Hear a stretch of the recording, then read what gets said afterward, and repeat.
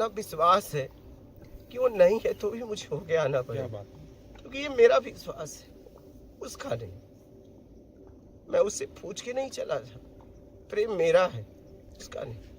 अगर वो नहीं होगा तो भी होके आना पड़ेगा, क्योंकि मैंने सुना है कईयों के लिए आया है, मुझे मेरे लिए क्यों नहीं आएगा? क्यों?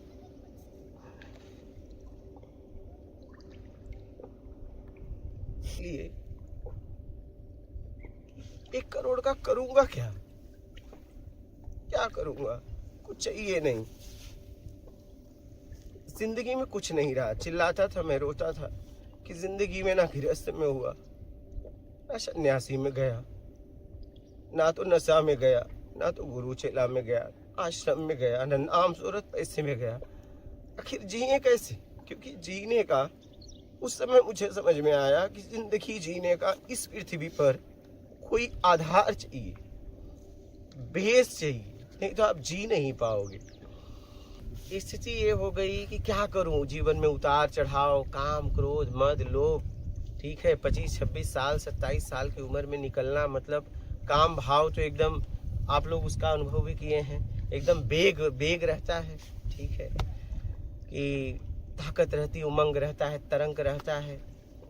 अब काम भाव को भी नहीं रोक पा रहे थे। गुरुजी से पूछे तो उन्होंने कहा कि हम कहे ये ब्रह्मचर्य कैसे रुकेगा, तो उन्होंने कहा कि रुक जाएगा। मैं बोला बुढ़ापे में तो रुक जाएगा, मुझे भी मालूम है, लेकिन अभी कैसे रुके, क्योंकि ये आग है पूरा, ठीक है।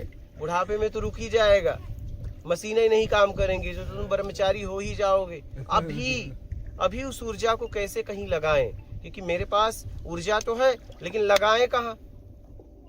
नहीं, अगर आप कहीं लगाओगे तो उस ऊर्जा से आप ही को परेशानी होने लगेगी, क्योंकि ऊर्जा को जाने का कहीं जगह होना चाहिए, ठीक है।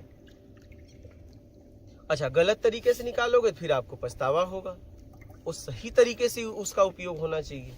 ज्यादातर हम ऊर्जा का, शारीरिक ऊर्जा का गलत ही उपयोग करते हैं, ठीक है, गलत विधि से ही निकाल देते हैं और बाद में हम पछताते हैं। हर बार कहते हैं अब नहीं निकालूंगा, लेकिन ये जल्दी आता नहीं है जीवन में, क्या उससे हमारा शरीर खराब हो जाता है। बात समझ रहे हैं?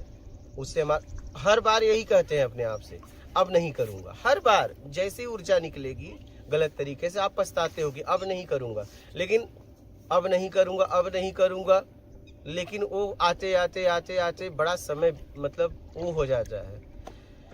तो समझ में नहीं आ रहा था क्या करूं। 12 ज्योतिर्लिंग, 4 धाम, गंगा सागर की यात्रा किया, फिर ओमकारेश्वर ऐसे आया और समझ में नहीं आ रहा था क्या करूं। फिर भूख लगी थी, सुबह गया एटीएम से पैसा निकालने, तो एटीएम नज़दीक वाले में नहीं था, फिर वहाँ से बस स्टैंड है, वहाँ एक एटीएम है, बोला चलो वहाँ निकाल लेते हैं। और आंखों में आंसू, ये हो रहा था कि अब जाऊँ कहाँ, क्योंकि थक गया था, सब खत्म हो गया था। मतलब पृथ्वी पर ऐसा जगह नहीं बचा था। समझदारों से लेके साधु सन्यासी से लेके बैरागी उदासी गृहस्थ से लेके भिखारी तक को नहीं छोड़ा था। थक गया था कि अब कहाँ खोजूं, समझ में नहीं आ रहा है। एटीएम के बाहर पैसा निकालने आया, ऐसे ही रोड पे खड़ा था, आंखों में छरछर आंसू गिर रहे थे कि जाऊं कहाँ, अब जाऊं कहाँ, तो समझ में नहीं आ रहा था। बेचैनी थी, घुटन था, कोई ऑप्शन नहीं था जीवन में, क्योंकि सब कुछ छूट गया था। मुझे समझ में आ गया कि यहाँ किसी को कोई मानता नहीं है। यहाँ आपकी ताकत को लोग आपको मानते हैं। जब तक आप ताकतवर हैं, चाहे रूप से, चाहे रंग से, चाहे टैलेंट से, चाहे पैसे से, तभी तक आपको लोग मानेंगे, ठीक है। हमारा आपका हाल वही है। लेकिन मैं इस दलदल से निकलना चाहता था। मैं मेरा जीवन प्रेम में जीना चाहता था। आंखों से आंसू, तो मैंने देखा कि रोड के उस पार एक महात्मा जी वस्त्र में, सफेद वस्त्र में आ रहे थे। हमने उनको देखा, देखते रहे और वो वहां से मुझे देखने लगे। हम एक दूसरे को देखते देखते करीब हो गए। उन्होंने कुछ मुझसे पूछा, कहाँ जा रहे हो? मुझे पता नहीं।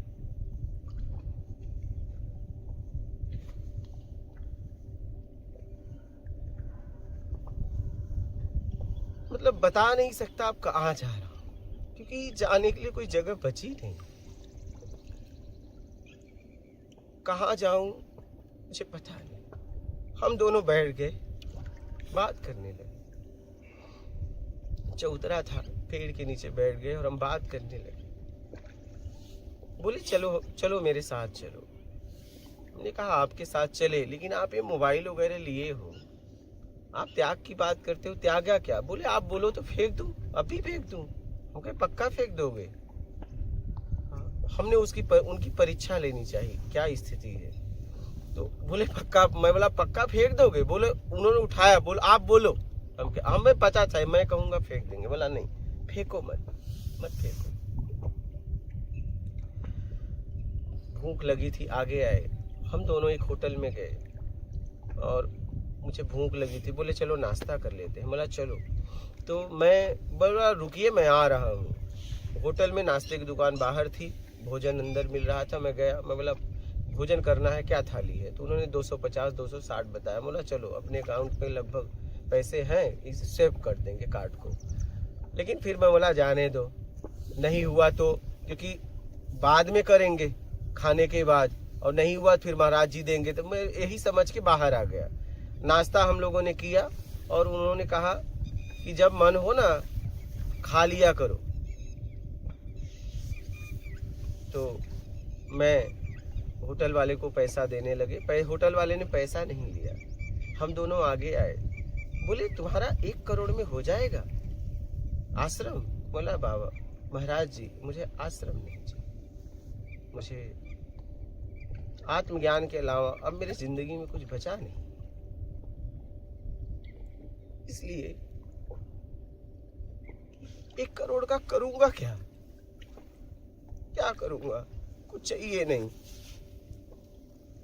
जिंदगी में कुछ नहीं रहा। चिल्लाता था मैं, रोता था कि जिंदगी में ना गृहस्थ में हुआ, ना सन्यासी में गया, ना तो नशा में गया, ना तो गुरु चेला में गया, आश्रम में गया, ना नाम सूरत पैसे में गया। आखिर जिए कैसे? क्योंकि जीने का उस समय मुझे समझ में आया कि जिंदगी जीने का इस पृथ्वी पर कोई आधार चाहिए, बेस चाहिए, नहीं तो आप जी नहीं पाओगे। फिर रास्ते में हम लोग बात करते करते करते करते आगे आए, रुके। हमारी बात चलते चलते वो झोली में से पैसा निकालते थे जहाँ जरूरत पड़ती थी। कहाँ से निकालते थे पता नहीं। तो हमने हमारे चप्पल की बद्धी काट रही थी, उसमें हमने उनसे कुछ ब्लेड लेने के लिए 1-2 रुपए लिए थे। समझना इस बात को। फिर हम एक मंदिर में रुके और रुकने के बाद हनुमान मंदिर था। ये यहीं पितनगर की बात है, यहीं आगे है, बेड़िया के पास, रावेड़खेड़ी के पास पितनगर है। तो वहाँ रुके हम दोनों।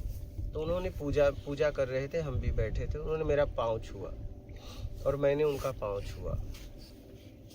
फिर इसके बाद बोले मैं तुमको कुछ देख के चला हूँ तुम्हारे अंदर। मैंने भी पाँव छुआ, बोला मैं भी देख के चला हूँ। फिर इसके बाद वो बोले एक काम करो ना, मेरा एक भक्त बड़ा परेशान है, तुम कर सकते हो, तुम्हारे अंदर ये ताकत है, तुम उसको कुछ कर दो ना। मैं बोला महाराज जी ये सब मैंने छोड़ दिया है, ठीक है। वो चाहे किस स्थिति में परीक्षा ले रहे थे, क्या ले रहे थे, ये सब बाद में समझ में आया। फिर उन्होंने फ़ोन लगा ही दिया, बोले यार तुम कर सकते हो। तो मैंने उनसे बात कराई उससे, और फिर बाद में बातचीत हुआ। बोला महाराज जी मैंने ये सब छोड़ दिया हूँ। ठीक है आप कहते हैं तो ठीक है, लेकिन मेरी इच्छा अब खत्म हो गई। फिर वहाँ से मंदिर से हम लोग आगे आए और आगे आके उन्होंने एक बात कही। बोले पूरे भारत में तुम्हें कोई आत्मज्ञान नहीं करवा सकता। जब इस बात को कही तो हम दोनों रावेड़खेड़ी से पितनगर से रावेड़खेड़ी पहुंचे। आश्रम है।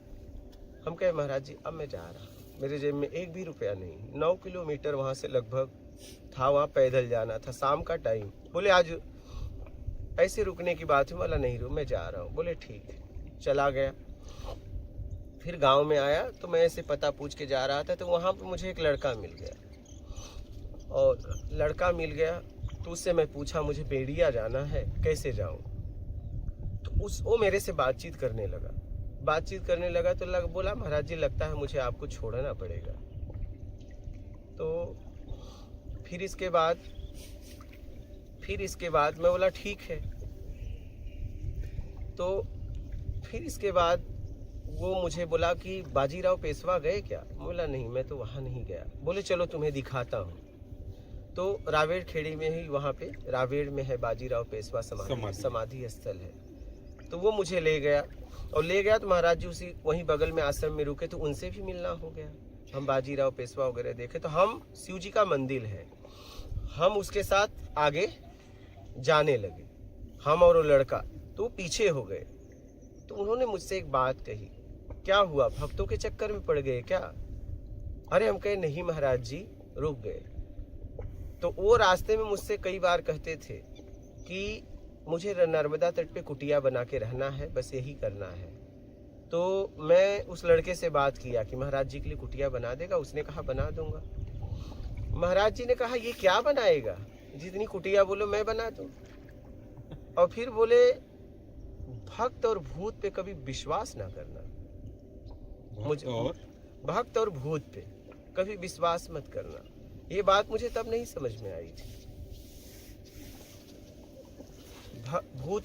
भूत दिखते नहीं, हम परेशान हैं, और भक्त हमेशा कामनाओं में आते हैं, तुम्हारे पास नहीं आते। वो बाद में समझ में आई, 20 के बाद, 20 में जब उपलब्धि हुई तब। फिर मेरे को सलाह दी है, तो मैंने उस लड़के से बोला कि मैं तुम्हें एटीएम से पैसा निकाल के दे दूंगा, महाराज जी से 1 रुपया लिया हूँ, जरा दे देते मेरे को। तो वो बोले, मैं देने लगा, बोले नहीं चाहिए रखो, क्योंकि मैं किसी का पैसा लेता हूँ, मेरा काम है उसको देना। तो फिर वो लड़का मुझे बेड़िया छोड़ा, मैंने एटीएम से पैसे निकाले। उस लड़के ने किराया भी जबरदस्ती दिया, बस वाले को किराया भी दिया। फिर इसके बाद मैं मुंबई चला गया। फिर मेरे से रहा नहीं गया, फिर मैं उसी जगह पे आया वापस, रावेड़ खेड़ी में, जहाँ वो महाराज मिले थे। और महाराज मिले थे, फिर इसके बाद वही जब महाराज मिले थे, तो मैं ऐसे ही एक पेड़ के नीचे ऐसे बैठा था, तो एक आया ब्रह्मचारी, बोला नर्मदा तट पे रहो, खाओ पियो, कोई कमी नहीं हो। तो मैंने बोला सुनिए, वो तो एक कुत्ते को भी मिलता है। अगर मैं भोजन के लिए निकला हूँ इस समाज में, तो मुझ में और कुत्ते में क्या फर्क है? आवारा कुत्तों को भी भोजन मिलता है, अगर मुझे मिल गया तो क्या मतलब है? हम भोजन के लिए नहीं निकले हैं, हम कुछ खोज में निकले हैं। फिर वो चला गया, मुझसे बात नहीं किया। फिर मैं मुंबई से जब वहाँ आया, तो मैंने कहा कि अब 1 गिलास दूध पे यही साधना करूँगा, ठीक है। और फिर इसके बाद वहाँ पे मुझे 2 लोग और मिल गए, एक बंगाली बाबा थे, एक ऐसे ही और मिल गए। वो बोले मैं तुम्हें बताऊंगा, और मैं तुम्हें बताऊंगा नहीं, मैं तुम्हें दिखाऊंगा भी। हमने कहा चलो, चल दिया उनके साथ। वो व्रत भी वहाँ छूट गया, क्योंकि वहीं कुटिया बना के रहने का भाव था। हम कहे अब तो बता रहे हैं। बोले आज तक मेरे इतना समय से मैं घूम रहा हूँ अमरकंटक से, लेकिन कोई मुझसे पूछा नहीं, आप पहले आदमी हो आध्यात्म की बात कर रहे हो। चल दिए दोनों। आते आते वो कुछ भी बोले, हम करके बोलते थे हो गया। मैं बाथरूम के अलावा कहीं छोड़ता नहीं हूँ। कोई अगर मुझे कह दे मैं बताऊंगा, तो बाथरूम के अलावा छोड़ता नहीं था, क्योंकि वहां मैं जा नहीं सकता था। क्या प्यास? वो सोए, उसके बाद सोता था, उसके उठने के पहले जाग जाता था। फिर स्थिति ये बनी कि हम दोनों जन और एक जन और आगे आते, वही मिलना हुआ। आगे आते आते फिर इसके बाद वो बताते गए, हम करते गए, ये करो वो करो, करते गए। फिर पूछ लेते थे ये किया, बोले तुम करो। मैं बोला किया, क्या होगा वो तो बताओ, क्योंकि मुझे मालूम है अगर मैं इस पानी में ऐसे छूऊंगा तो तुरंत हाथ भीगेगा, तुरंत। अगर ये तुरंत नहीं भीगा तो कभी नहीं भीगेगा। क्या इसका मतलब? या तो मैंने हाथ डाला नहीं है, या तो इसमें पानी नहीं। अगर कोई भी साधना काम करेगी तो मेरा जीवन में अनुभव तुरंत करेगी, तुरंत, बाद में नहीं, उसका असर तुरंत होगा, क्योंकि प्रकृति का नियम है। बदलाव हर क्षण हो रहा है। आप किसी के बारे में बोल रहे हो, उसमें बदलाव हो चुका, आगे पहुंचते पहुंचते बदलाव हो जाता है। तो मुझे पता है कि अगर कोई भी विधि या साधना होगी तो तुरंत काम करेगी, या तो कभी नहीं। ये मेरे जीवन का अनुभव है। मैंने पानी में हाथ डाला, देखो तुरंत भीगा। कोई कहे नहीं 1 साल बाद, इसका मतलब हाथ गया नहीं है या तो पानी नहीं है क्या? तो मुझे जब हाथ भिगाना ही है तो मैं इसमें पानी नहीं, इसका इंतजार क्यों करूं? जहां पानी वहां कूद जाऊं ना। सूखे का इंतजार क्यों करूं? बारिश का इंतजार क्यों करूं? क्योंकि बारिश आते आते मैं जिंदा रहूंगा कि नहीं रहूंगा, मेरे पास इतना समय नहीं है। और जब बारिश आएगी तो उस समय तो मैं कहीं भी रहूंगा, धरती पे भीग लूंगा। मैं यहाँ पे इस गड्ढे के पास इंतजार क्यों करूं कि बारिश आएगी, ये गड्ढा भरेगा तो मैं भीगूंगा? तब तो मैं कहीं भी रहूंगा, दुनिया में भीग जाऊंगा। अगर बारिश का मौसम आया तो मुझे बारिश के पहले भीग जाना है, क्योंकि पता नहीं बारिश तक मैं रहूं या ना रहूं। तो मैं इस भाव से खोज करता था। आखिरी में आते आते आते आते फिर भोइंदा गांव में काफी दिन हम रहे। तो भोइंदा गांव में रात को 1-1, 2-2 बजे तक हमारी बातें हुई। और फिर उसके बाद बात वो मतलब कहने लगे कि लोग गांव के कहने लगे आपको ज्ञान हो गया। बोला नहीं, मेरा आखिरी समय चल रहा है लेकिन ज्ञान मुझे नहीं हुआ है, मुझे मालूम है ज्ञान नहीं हुआ है। फिर इसके बाद 1 तारीख को लोग मुझे छोड़ने के लिए नदी पार, वहाँ बोराड़ नदी है उसके पार छोड़ने गए। पुल के पास गांव वाले बहुत खुश हुए बातचीत करके। फिर आगे जाते जाते जाते जाते वो भी मना कर गए। क्या? वो भी उनके तरफ से भी मना हो गया। अब जब उनके तरफ से मना हुआ और अच्छा उनके तरफ से मना हुआ तब भी मेरे जेब में 1 पैसा नहीं था। जब वो जाते वक्त पैसा देने लगे तो मैंने कहा नहीं, मैं आपसे पैसे के लिए नहीं मिला था, मैं ज्ञान के लिए मिला था, अब मैं जा रहा हूँ। और रास्ते में वो गांजा पीते थे तो मैं उनको मना नहीं करता था। ऐसा नहीं आप गांजा पीते हो, दारू पीते हो, उससे मुझे मतलब नहीं। आपने बताया तो एक बार क्या हुआ, उन्होंने मेरी तरफ ऐसे गांजा बढ़ाया। मौला देखिए इससे परमात्मा मिलेगा? बोले नहीं। बोला मुझे नहीं चाहिए। अगर आप कह दो, आपने कहा है ना अब मैं बताऊंगा, आप कह दो अगर इससे परमात्मा मिलेगा तो मैं दिन भर रात भर गांजा ही पीऊंगा, क्योंकि मेरे पास जीने का ऑप्शन नहीं है और मरना मुझे आता नहीं। ये भी पता चल गया है कि मरना भी अपने आप से गलत है। मैं इस स्थिति में हूं कि मैं उसके लिए कुछ भी कर सकता हूं। बोले नहीं, एक नशा है। बोला ठीक, मैं नहीं कर सकता। फिर जब वहां से मैं निकला फिर रो रहा था कि अब कहाँ जाऊं, अब तो खत्म हो गया, अब खत्म हो गया। फिर मैं वहां से मुंबई गया, फिर मुंबई से फिर गुजरात गया, फिर ऐसे ही गुजरात गया। फिर उसी समय ऐसे ही मेरा कब उपलब्धि, कब प्रश्न हट गए, उत्तर हो गए, मुझे पता नहीं चला। फिर मैं रावेड़खेड़ी गांव में आया, वहाँ पे मैंने कुछ सत्संग किया और फिर वहाँ के लोगों ने बोला कि आपको विश्वास है कि आपको परमात्मा मिल जाएगा? हमने कहा देखो ऐसा है, मेरे विश्वास में इतना विश्वास है कि वो नहीं है तो भी मुझे होके आना पड़ेगा, क्योंकि ये मेरा विश्वास है, उसका नहीं। मैं उससे पूछ के नहीं चला था, प्रेम मेरा है, उसका नहीं।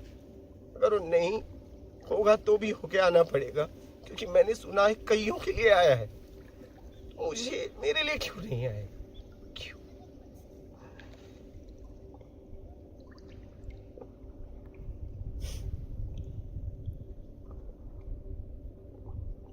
बोले हम लोगों को कोई मार्ग बताओ।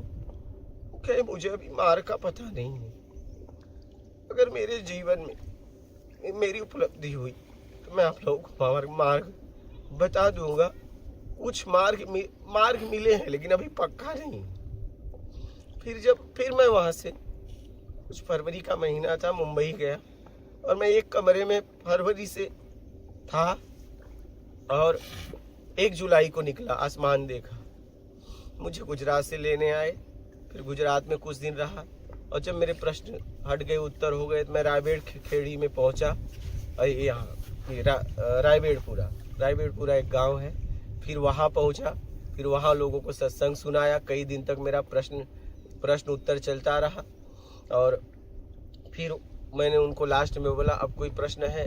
बोले अब प्रश्न नहीं है। मैं बोला अब मुझे जाने दो। मैं बोले नहीं आप रुको। बोला मेरे पास समय नहीं, मेरे पास समय नहीं है, क्योंकि अब लोगों में इसे बांटना है और मुझे घूम घूम बांटना है। मैं लोगों को खोजना चाहता हूँ, प्यासे खोजी है, क्योंकि मैंने बहुत ढूंढा। मैं खोजी का प्यास तड़प मैं जानता हूँ, इसलिए मैं उन तक पहुँचना चाहता हूँ। बोले कुछ दिन रुक जाओ, बोला मेरे पास समय नहीं है, या तो प्रश्न पूछो या तो मुझे छोड़ दो। चलो झूठे ही प्रश्न पूछो। बोले बाबा आप तो झूठ के लायक ही मुझे अब नहीं छोड़े, आपने तो कहीं का नहीं छोड़ा मुझे। बोला अब मुझे छोड़ दो। मैंने आपको कहीं का नहीं छोड़ा, अब मुझे छोड़ दो। तो फिर वो नर्मदा तट पे छोड़ दिए। फिर ये पीतनगर से ओंकारेश्वर से लेके बड़वानी तक मेरा गांव गांव घूमना हो गया। रावेड़ खेड़ी, बकावा, नगावा, मर्दाना, लेपा, माखन खेड़ा, मतलब गांव गांव, बलगांव, ये टाकाखल, चिचिली, अदलपुरा, भोइंदा, फिर ये ब्राह्मण गांव, ऐसे ही लखनपाटा, ये पूरा ये सब क्षेत्र मेरा गांव गांव घूमने लगा, लोगों को बांटने लगा। यहाँ क्यों रुका? इसलिए यहाँ पे विश्व से लोग आते हैं, ये तपोभूमि है। और मैंने कभी माँ से मिलने के लिए प्रयास नहीं किया, लेकिन मैंने इन्हें फील किया, इन्हें एहसास किया। यहाँ पे जीवंत माँ का प्रेम है, इसको मैंने समझा। मैंने कभी इनके दर्शन के लिए प्रयास नहीं किया, कभी नहीं, क्योंकि मेरे पास समय नहीं है।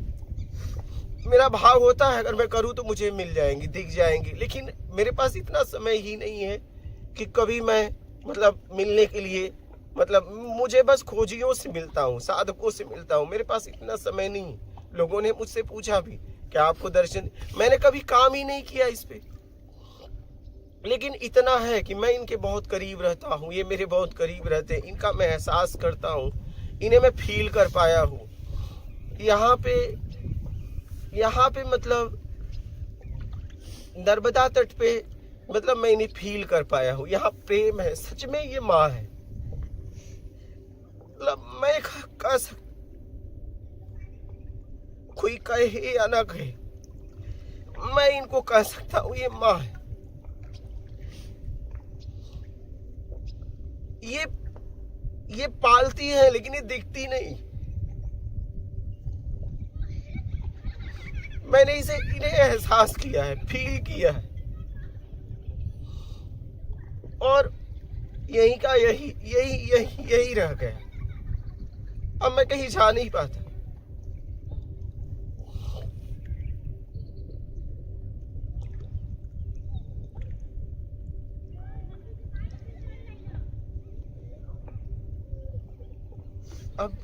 अब कहीं नहीं जा पाता।